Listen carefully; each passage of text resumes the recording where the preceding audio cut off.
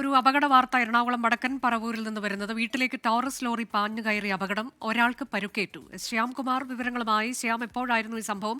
പരുക്ക് ഗുരുതരമാണോ? അനുജ, ഇന്ന് പുലർച്ചെ 4 മണിക്കാണ് വടക്കൻ പറവൂർ കൊട്ടുവള്ളിക്കാട് എന്ന് പറയുന്ന സ്ഥലത്ത് ലോറി വീട്ടിലേക്ക് മറിഞ്ഞ അപകടമുണ്ടായത്. ടോറസ് ലോറിയാണ് മറിഞ്ഞത്. ഈ സമയം വീട്ടിൽ അമ്മയും മകനുമാണ് ഉണ്ടായിരുന്നത്. ഇതിൽ മകനാണ് പരിക്കേറ്റിരിക്കുന്നത്. ഇയാളെ സ്വകാര്യ ആശുപത്രിയിൽ പ്രവേശിപ്പിച്ചിട്ടുണ്ട്. പരിക്ക് ഗുരുതരമല്ല എന്നാണ് അറിയുന്നത്. കല്ലുമായി പോയ ടോറസ് ലോറിയാണ് വീട്ടിലേക്ക് മറിഞ്ഞ അപകടമുണ്ടാക്കിയത്. വടക്കൻ പറവൂരിലാണ് ഈ അപകടമുണ്ടായത്. വീട്ടിലേക്ക് കല്ലുമായി പോയ ടോറസ് ലോറി പാഞ്ഞു കയറി അത് മറിഞ്ഞു, അപകടമുണ്ടായി. ഒരാൾക്ക് പരുക്കേറ്റു. പരുക്ക് ഗുരുതരമല്ല.